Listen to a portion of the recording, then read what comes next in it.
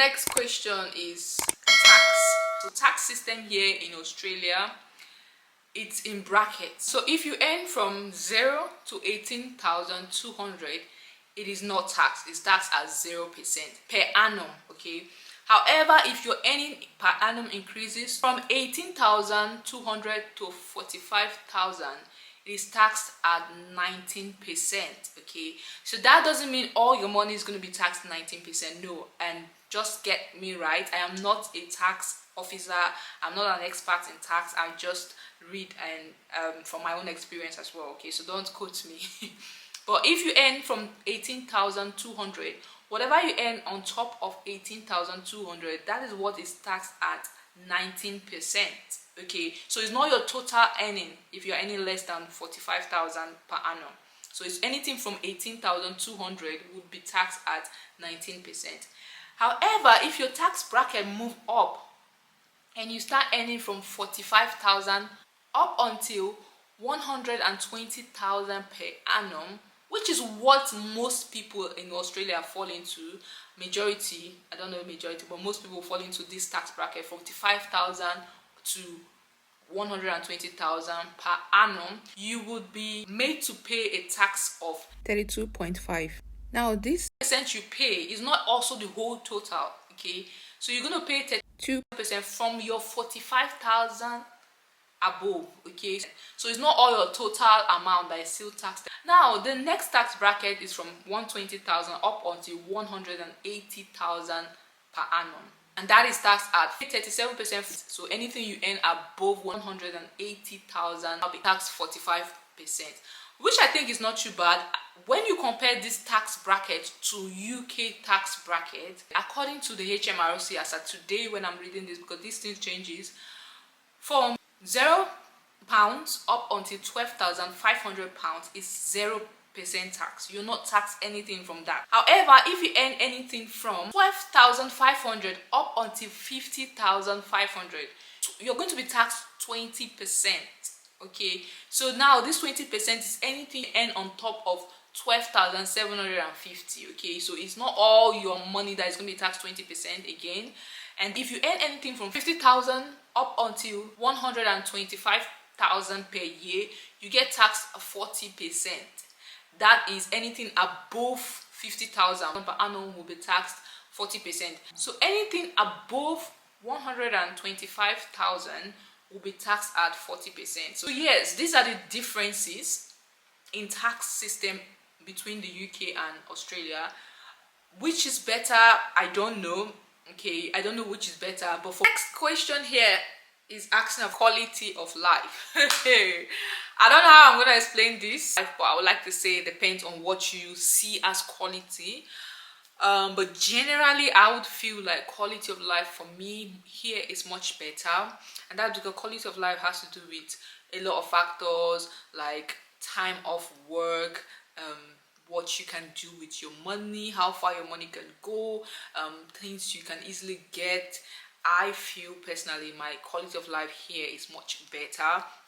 It might not be the same for you, it might not be the same for everyone. Some people might find the UK quality of life much better. I feel like I'm in a much better space mentally here as well because of the shift I've had. So it all depends on you. I cannot really say, but personally for me, I feel quality of life here is better. The air is cleaner, the people are much nicer. You know, when you stay with people that are happy, you are also happy. You barely see people complain here in Sydney. Yeah, everyone is just grateful, everyone is content. You know, you barely see people complain, but it's not the case where I was in the UK. In the UK, even when you want to go to work, everyone is complaining about how much their back aches. Everyone is complaining how much the tax bracket is killing them. Everyone is complaining about how the weather is bad. Like, quality of life there, even if you're a happy person, you want to start interacting with people that are always grumpy, complaining, always talking down on their self and all that, you definitely get to feel it as well. And you just trying to put yourself in a shell. But here everyone is open, everyone is happy, everyone is content, the weather is nice, everyone is just quality of life. Houses are better, like you come home, you have somewhere nicer, like you can't just beat it. It's better here for me. Okay. The next question, integration and opportunities. I would say here there are lots of opportunities here because there are not a lot of people. There are lots of opportunities for people in healthcare, tech, hospitality, construction, engineering, trades people. They have so much opportunities here. As at today, the unemployment rate in Australia is 3.7%. However, in the UK it's 4.3. So you just have to look at what sells more in your industry. So the next question is childcare. So I would like to state facts that I do not have a child, so I'm not the 100% best person to tell you about childcare because I don't understand it from personal opinion. But I asked a few of my friends, and some of them pay from $80 to $200 per day, Australian dollar per day. However, if you're a permanent resident or you're a citizen, you get government subsidized fee, so you get less than that. I don't know the exact figure, but the government just help you subsidize that fee. If you're an Australian and you know more on childcare, please let us know how much you pay for childcare per day. It will help other people. But yeah, this is the range most of them were saying, from 80 to 200. So this is how much you pay per day, which I don't know how much it is in the UK as well. I don't also know firsthand, but what people always say is from anything from $6 per hour. Okay, $6 to $10 per hour you pay. If you're also in the UK and you know more on childcare, let me know how much you pay for your childcare in the UK. Like I would say, it also depends on your location in the UK.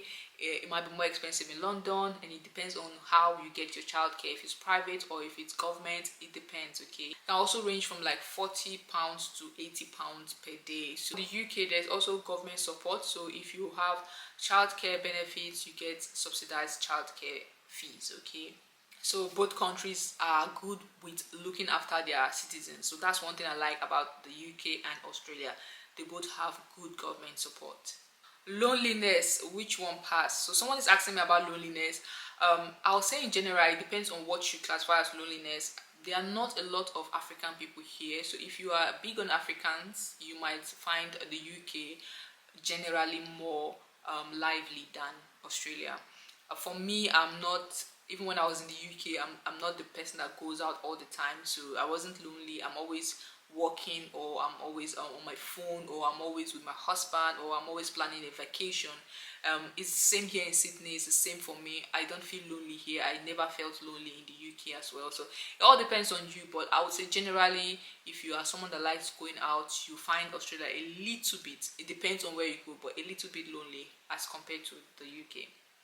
So now the next question here, it says I should touch on bills payment. Okay, so like I said, I'm going to do a proper video on how much I pay a month here in Sydney, and I will compare it to how much I used to pay in the UK. But generally, I feel my bills here are lesser. I'll give you just one example just to explain. So here in Australia, we don't pay council tax. Council tax is paid by the owner of the house. Okay, so unlike the UK, where if you rent a one-bedroom house or an apartment, you, the person occupying that house, pays the council tax. As much as I know, that's what I did. But here in Australia, the reverse is the case. Who owns the house pays the council tax. So any day I own a house, that's when I start paying my council tax. But now I'm renting, I don't pay council tax. So that's one bill off me. If you know how much a band A council tax costs in the UK, you know how much I'm saving here for not paying that. But other bills are similar here aside that, but I feel generally the bills here are a bit lesser. Someone is talking about work-life balance, diversity in hair care, skincare, market availability. I'll do a more detailed comparison for work-life balance in my UK versus Australian nursing comparison, but now I'll say the work-life balance here is better. And when it comes to diversity in hair care, the truth is the UK wins for that. There are not a lot of hairdressers here. There are, but not comparing to UK. You get more hairdressers there because of course there are more Africans there, right? And then skincare, I would say for me, it's similar. Okay, I haven't gotten any skincare product here. The only one I got is a sunscreen, which I find still better because it's made for Australian, because the weather here is harsher, right? But generally I've not gotten any skincare. But me, I do shop online, so I don't think I'll have any issue with that. You know, we are very close to Asia, and Asians are gurus when it comes to skincare. You know that, right? When it comes to skincare, you have to call Korean, you have to call Philippines, you have to call Thailand. If you see their skin, it's like glass, right? And I'm not even talking about bleaching. I'm talking about clear skin that is not bleaching product. You will see it in Korea. Okay, you know about the 7 steps of Korean skincare, you know about the 10 steps of Korean skincare. You find it in here because they are very close to Australia, so they are easily shipped here because they have more Korean tea as well. So you will not have any issue with skincare products here, okay, as long as you're not looking to bleach your skin. Even if you're looking to bleach your skin, you find it here properly. And when it comes to weather here is a bit better because of the sunshine. It's almost always hot here. We have some days that it's cold, but you won't find that freezing minus degrees we do have in the UK. So the weather here is a plus for me. Another difference I've noticed is in the UK, every part of the UK has one time zone, okay, but here in Australia it's not the case as at the moment. So Sydney, Canberra and Melbourne has a particular time zone now. Other parts of Australia has a different time zone, but this is not the case all year round. It does change, like the way daylight saving comes up and all that, but sometimes you have to be sure that it's the same time in other parts of Australia as well. So yeah, because of how big Australia is. Another difference is you can easily travel within UK in few minutes and few hours and all that. But here in Australia, even before you go to another city, you have to fly sometimes because it's very big and very far. So that's one major difference about UK and Australia. Okay, so yeah, basically this is it. Thank you so much for watching. I hope you find this content useful enough to subscribe. And